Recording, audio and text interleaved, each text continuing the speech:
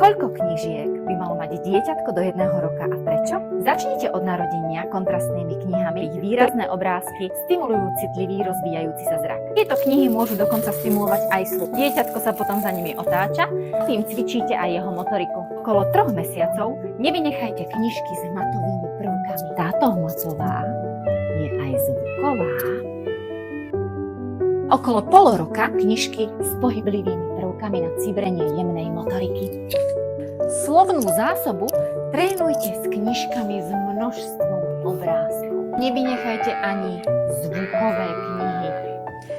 Deti však knižkami nezahlcujte. Sú konzervatívne a majú radi veci, ktoré poznajú. Utvrdzujte si s nimi získané znalosti dokola.